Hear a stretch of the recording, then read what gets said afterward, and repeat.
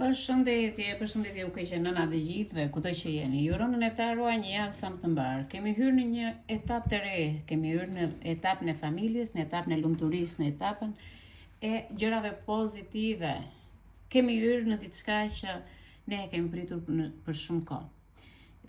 Këtu kam hedhur letrat e javës, të shikojmë se çfarë do kemi këtë javë, të shikojmë se çfarë energjish do na sjell princesha e shpatës.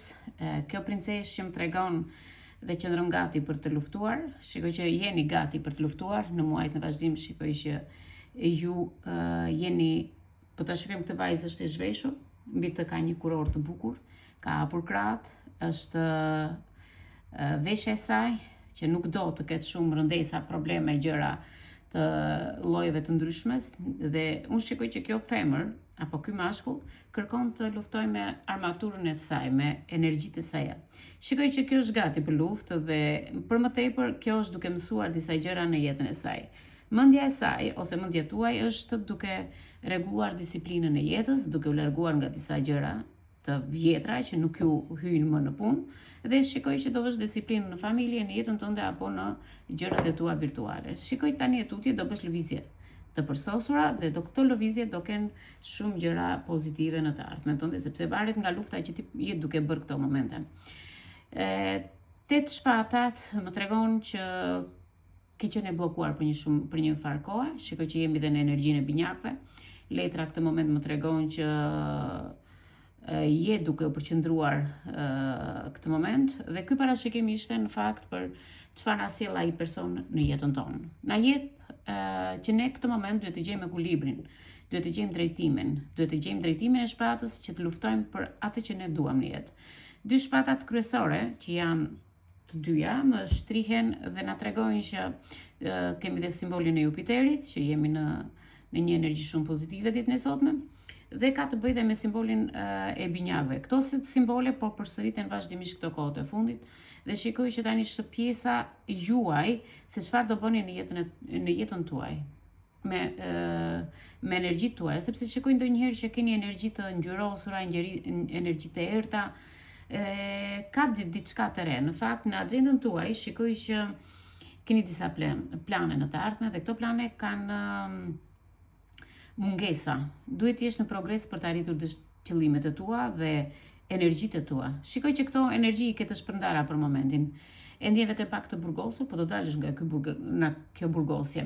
Zotëria në fjalë që ti ke në mendjen tënde, shikoj që këtë moment ai person është duke ardhur drejt teje, shikoj që ka tatuazhe, disa persona kanë tatuazhe, dhe shikoj që është krenar në jetën e tij. Ai është gjysmëlakurisht, po ta shikojmë, dhe me këtë letër ai më tregon që ka një fuqi demi, ka një fuqi dhe një energji toke.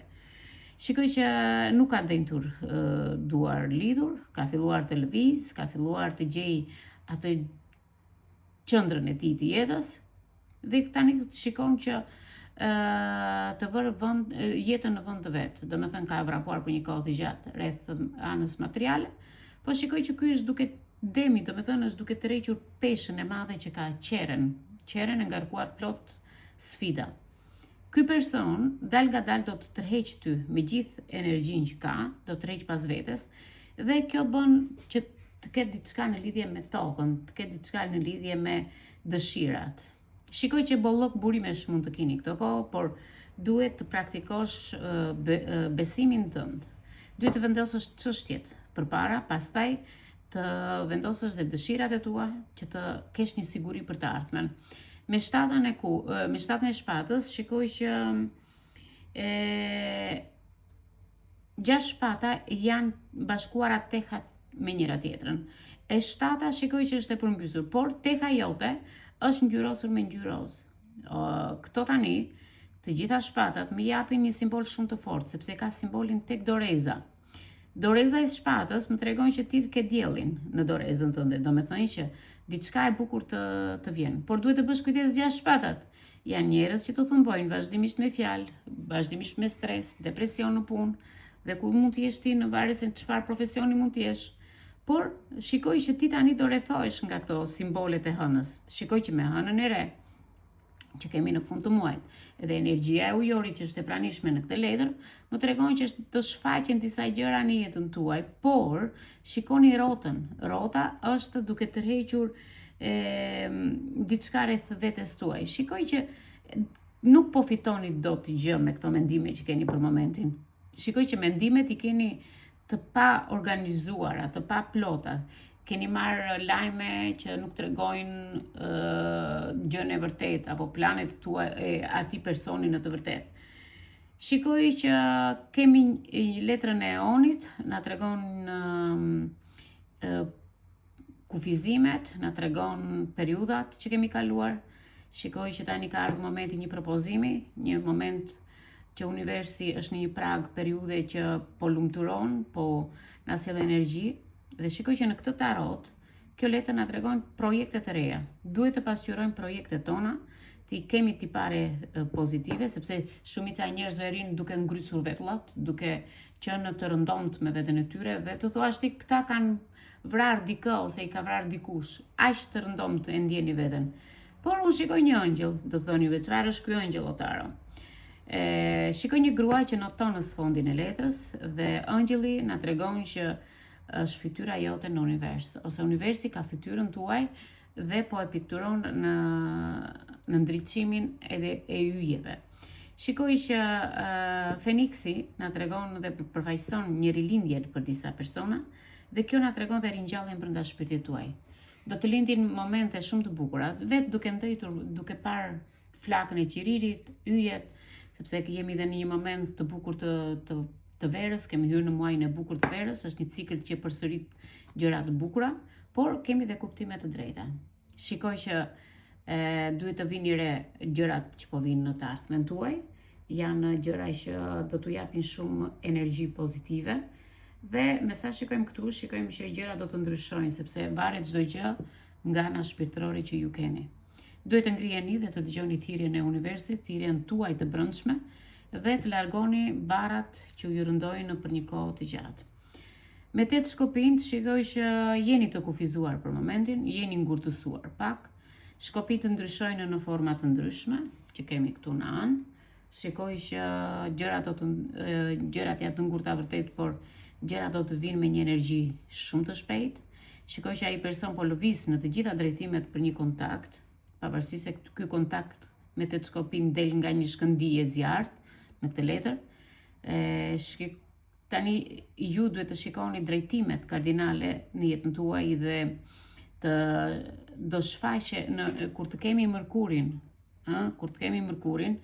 aty kemi në fakt edhe shigjetarin që është një ngjyrë shumë e fortë, është një ngjyrë që ka një rreze të krijuar nga universi, dhe më tregon që duhet të merrni fuqinë, duhet të merrni iniciativën, duhet të merrni energjinë, duhet të shfrytëzoni atë energji që po vjen.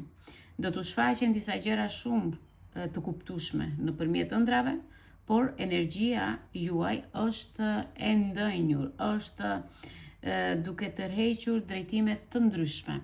Bëni kujdes me drejtimet, sepse nëse vjen diçka në jetën tuaj, një lajm apo diçka e tillë, sepse do vinë gjërat shumë të shpejta deri në muajin gusht, duhet të merrni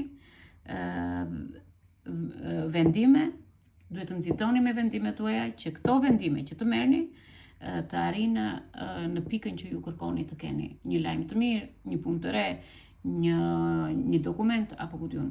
Por në lidhje me personin që ju kërkoni, shikoj që ai person këtë moment kërkon të ndryshojë disa gjëra në jetë. Ndryshimet në jetën e tij janë duke ardhur drejt teje. Shikoj që të dy palët, pavarësisht se ai person ka pasur 7 shpatat, kurse ti ke pasur 8 shpatat, ti ke qenë burgosur për një kohë të gjatë. Shikoj që disa prej jush keni kaluar dhe një divorc, apo një bashkëtesë apo diçka të tillë, gjërat do të ndodhin shumë shpejt, sepse kemi simbole që shfaqen në energjinë e shigjetarit dhe hënën e fortë që kemi në datën 11. Në data 11 deri me hënën e re që kemi në fund të muajit, që është në gafore, duhet të shikojmë energjitë tona, duhet të jemi të qetë, sepse princesha e shkopinjve më tregon që ju aktualisht duhet